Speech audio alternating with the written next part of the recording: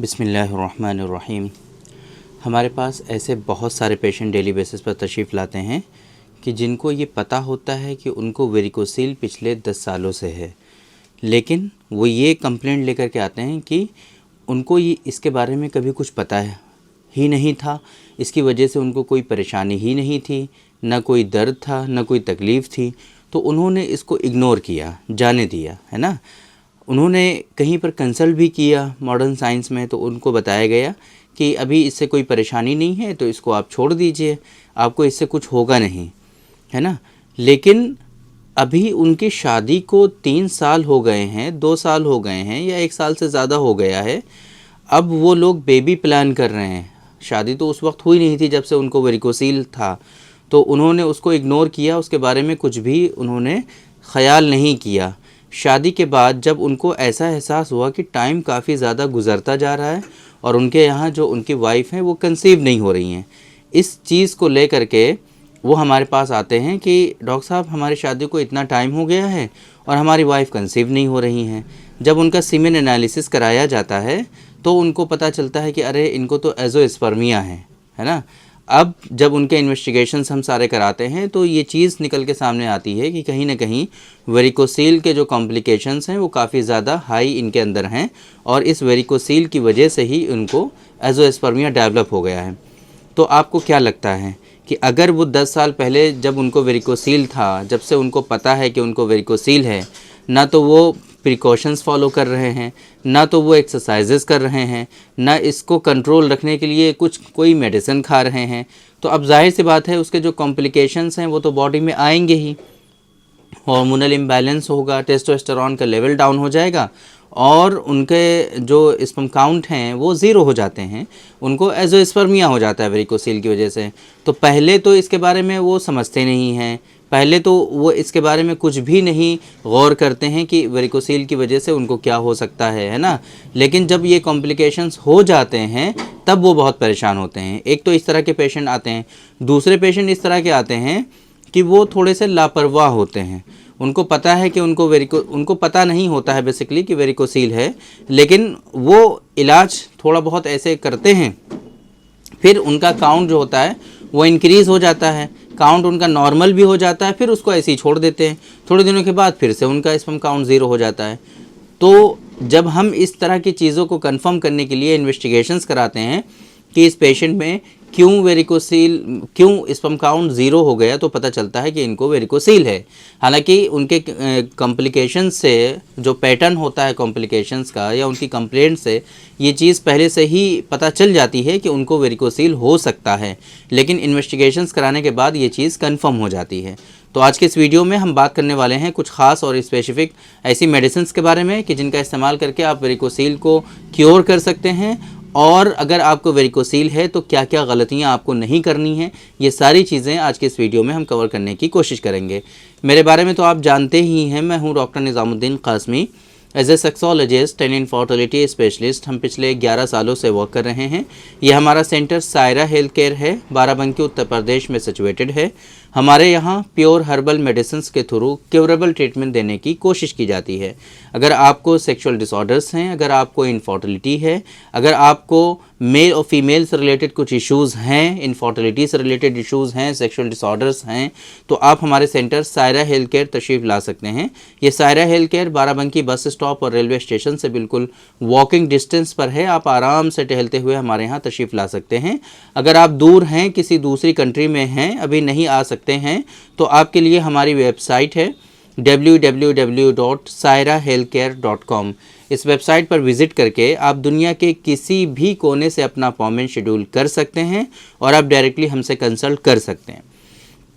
तो वेरिकोसील के बारे में अक्सर हम आप लोगों को ये बताते रहते हैं कि वेरिकोसील के बारे में आप लोग ये जो समझते हैं कि अगर हमें कोई परेशानी नहीं है इससे, अगर हमें कोई दर्द नहीं हो रहा है इससे, कोई तकलीफ़ नहीं है इससे, तो हमें इसके बारे में क्यों परेशान होना। आम तौर पर लोग यही ख्याल करते हैं कि वेरिकोसील अगर होगा हमें तो हमें कोई परेशानी होगी, हमें कोई तकलीफ़ होगी, हमें कोई दर्द होगा, कहीं पे कोई सूजन होगी। तो जनरली आप ये बात समझ करके रखिए कि ग्रेड 2 तक 2 और 3 तक जनरली कोई कॉम्प्लिकेशन, कोई सिम्टम्स लोगों में देखने को नहीं मिलते हैं। कुछ लोगों में जब ग्रेड 4 हो जाता है तो फिर कुछ हल्का हल्का मीठा मीठा सा दर्द महसूस हो सकता है, या कुछ नसों में थोड़ी बहुत सूजन आ सकती है, स्वेलिंग हो सकती है। लेकिन ये भी ज़रूरी नहीं है। ग्रेड 4 तक भी वेरिकोसिल लोगों में होता है, लेकिन उनको किसी भी तरह का कोई सिम्टम, किसी भी तरह का कोई कॉम्प्लिकेशन उनको ऐसे पता नहीं चलता है।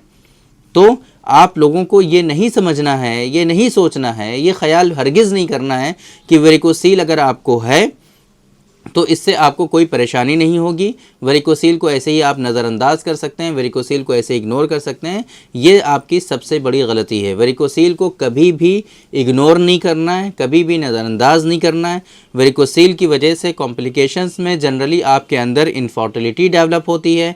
आपके स्पर्म काउंट जो होते हैं वो ज़ीरो होने लगते हैं। स्पर्म काउंट बहुत तेज़ी के साथ कम होने लगते हैं और लास्ट में जाकर के स्पर्म काउंट आपके ज़ीरो हो जाते हैं। तो इस तरह की कंडीशन आपको देखने को मिलती है वेरिकोसील की वजह से।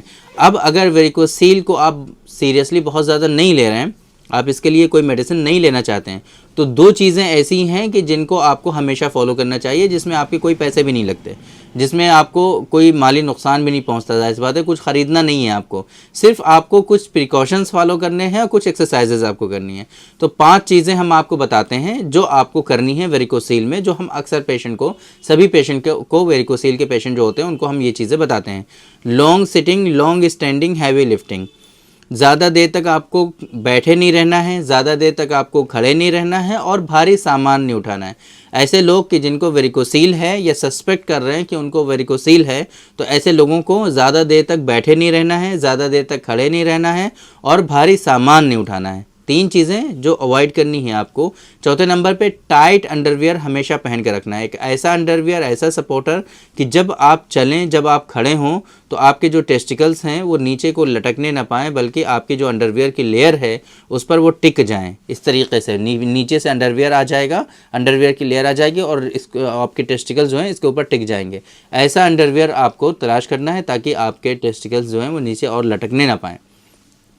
वेरिकोसील की कुछ एक्सरसाइजेज होती हैं जो बताई जाती हैं यहाँ से, वो एक्सरसाइजेज आपको फॉलो करनी है। हमारी वीडियो भी यूट्यूब पर आपको मिल जाएगी वेरिकोसील की एक्सरसाइज से रिलेटेड, आप देख लीजिए और वो एक्सरसाइजेज आपको फॉलो करनी है अगर आपको वेरिकोसील है तो।